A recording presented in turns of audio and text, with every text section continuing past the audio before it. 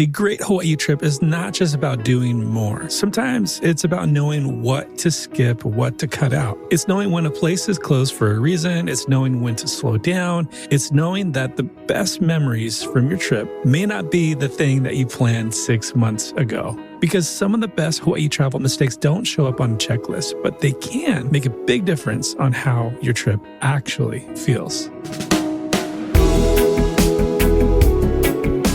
Aloha and welcome to Hawaii's Best. I'm Brian Murphy, Hawaii destination expert and your personal guide to planning an unforgettable trip to Hawaii. Today is part 2 of my conversation with Jordan and Erica from the Hawaii Vacation Guide. So if you missed part 1, I definitely would recommend going back and listening to that episode first. Well, you don't necessarily have to. You can queue it up, listen to it after this one. But essentially in part 1, we talked about some of the biggest planning, budget, and safety mistakes that a lot of people make when visiting and planning for Hawaii. Things like trusting AI with your full itinerary or trying to visit too many islands on one trip, booking flights before actually checking hotel rates, underestimating drive times, and not taking the ocean safety seriously. So those are just some of the topics that we covered in part 1. But today, we're continuing that conversation with the mistakes that are a little bit more about how you experience Hawaii once you are there. We're talking about trespassing, respecting signs in closed areas, some of the nuances in the Hawaiian culture, how to experience Hawaiian culture in a meaningful way that can actually give back, why reservations matter more than ever, and why your trip does not need to look like someone else's vacation online. Just forgetting all about Instagram when you're in Hawaii. And I think really that last one is super important because the best trip is not always the busiest trip. It's not always the most impressive itinerary. A lot of times it's the trip that gives you, enough room to actually enjoy where you are. In case you missed part 1, Jordan and Erica are the creators behind the Hawaii Vacation Guide, one of the most trusted Hawaii travel planning resources online. And they've lived on Oahu, they've lived on Maui, and now travel back as often as they can with family as they continue creating practical Hawaii travel guides, YouTube videos, itineraries, and planning resources. And maybe the elephant in the room is, well, doesn't Hawaii's Best do a lot of these things? And yeah, I do create a lot of Hawaii travel guides, itineraries, planning resources. I don't have a YouTube channel where I do video like that. If you want to get like the best Hawaii travel YouTube channel is definitely their channel. Definitely check them out. But the reason I wanted to bring them on because I trust them and I really love their heart behind the content they create, because a lot of creators out there just creating it for the click, they're creating it for the affiliates or whatever the case is. Not to throw shade at anyone's direction, but I really resonate with how Jordan and Erica have positioned themselves in sharing Hawaii and the best ofs and all that good stuff that comes with planning a trip to Hawaii. So with that, let's go ahead and get back into my conversation and into part 2 with Jordan and Erica from the Hawaii Vacation Guide.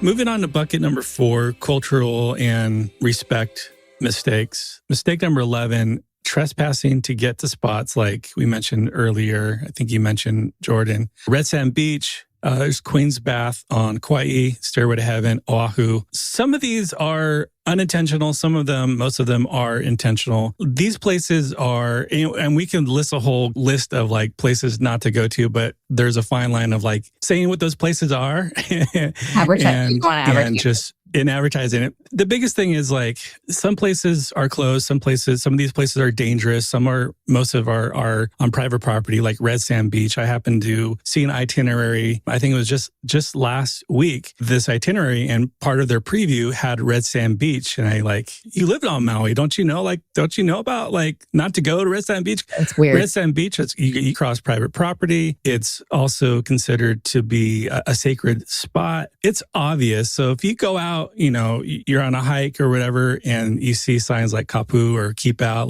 respect that. One of the biggest things, you probably guys get it also, is like Stairway to Heaven. There's been a lot of legislation with trying to manage access to it. But right now it is still closed, it's off limits, and people say, well, you can go to the back way.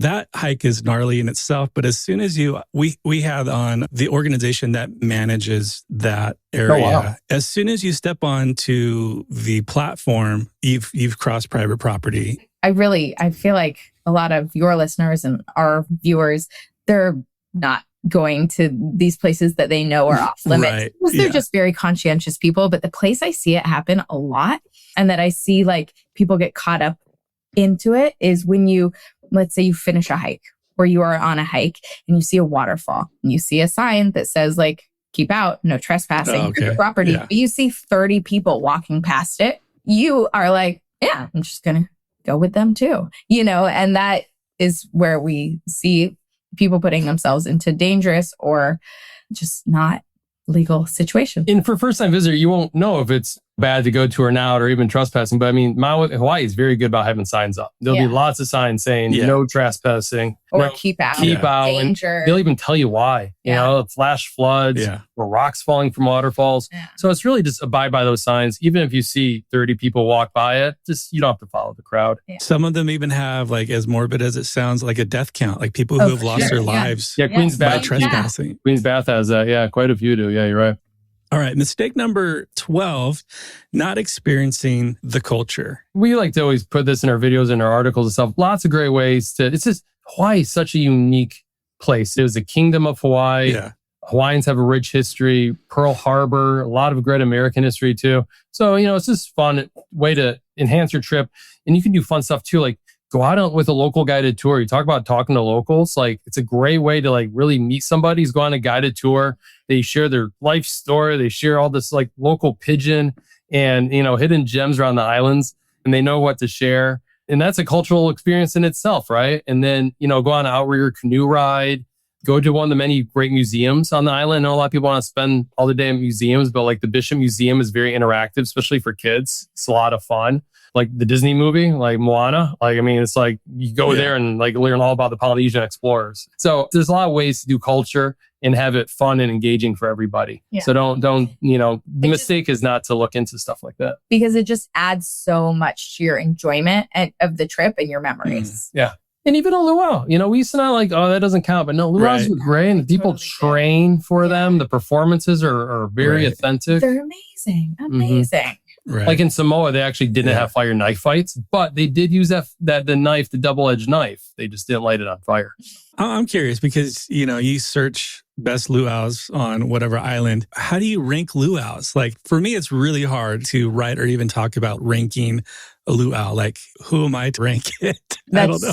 So true. I think our takeaway is always, because we have been to so many luau's, it's actually ridiculous, because we're like, well, if we're going to write about this, or if we're going to do videos and we're going to give advice, like they're so expensive. We have to go. We have to have firsthand knowledge and go to every single one and like compare them. But we say every single luau, the dancers are just incredible. Their performers are amazing.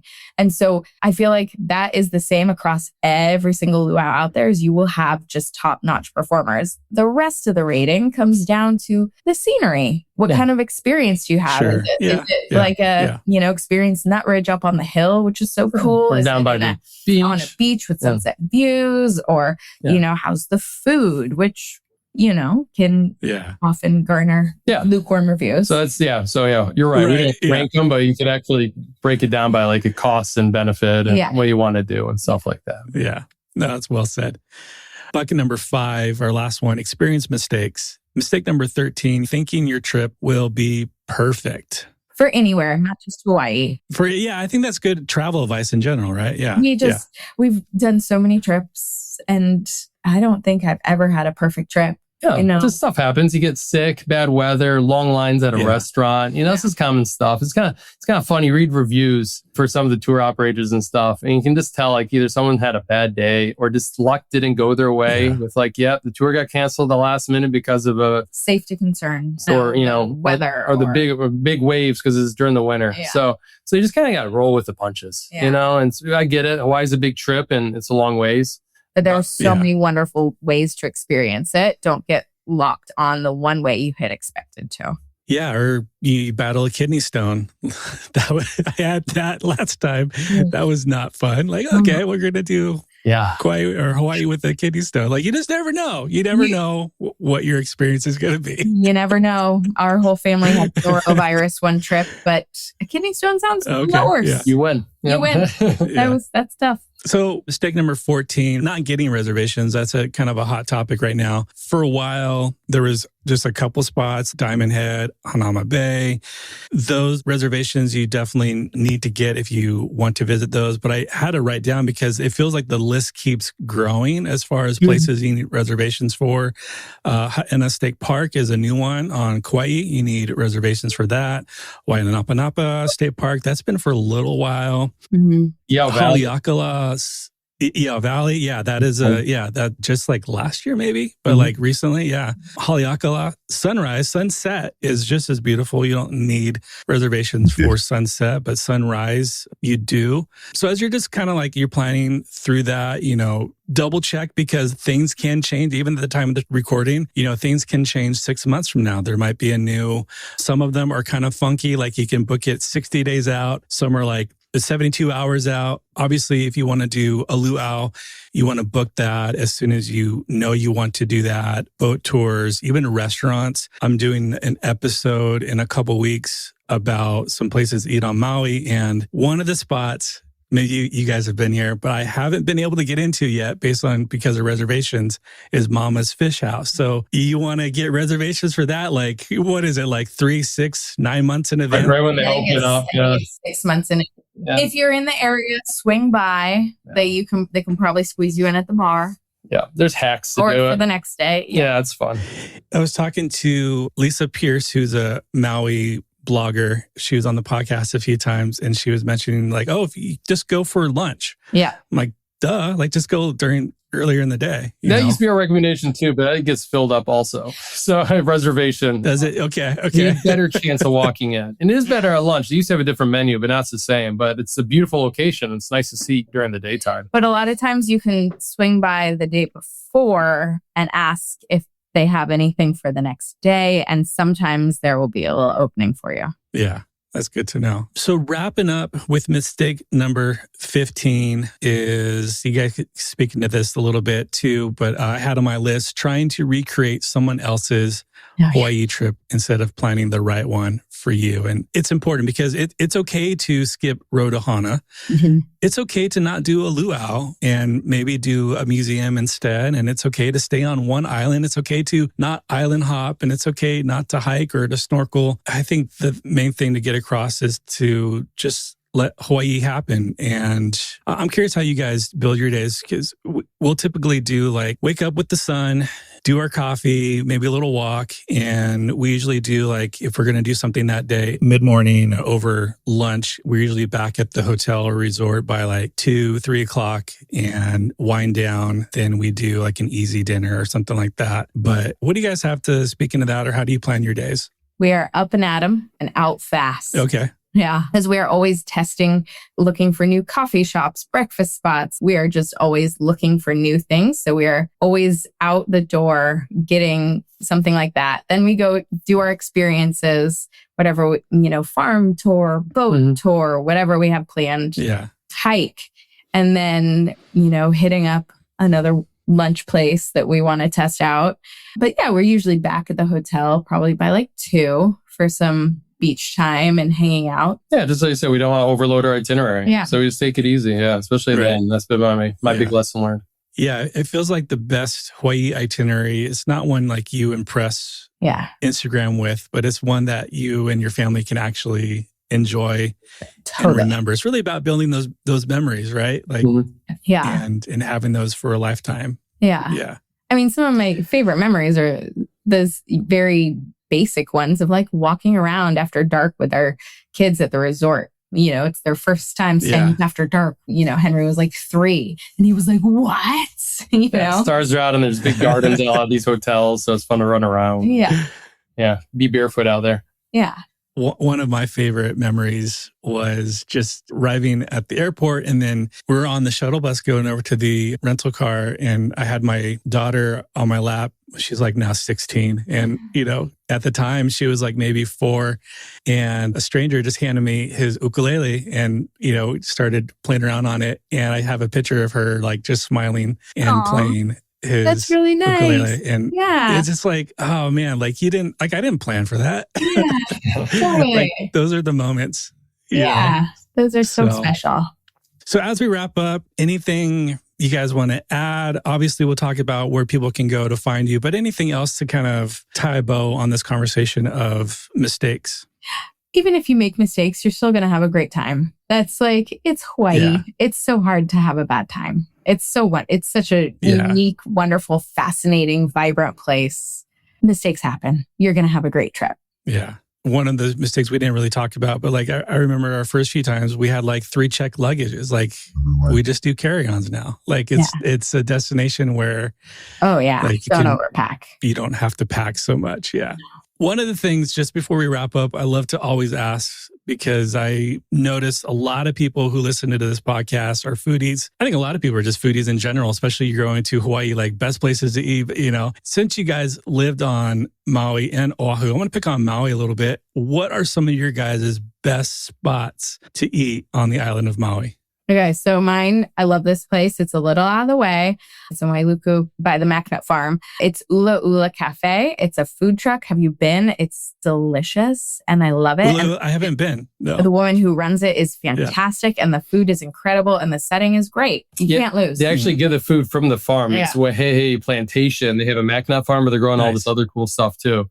So it's this very farm to table, but in a very low key food truck. And they have like a little acai thing too. Yeah, so smoothies. It's great. Yeah, it's great. Especially if you're doing the hike up there. Yeah. And then I'm going to go a little fancier is Ulu Kitchen by Merriman. It's kind of like a new one. It's at the Westin. And I mean, it's a Merriman. So it's great. I want to say it's not too busy, but probably busy now.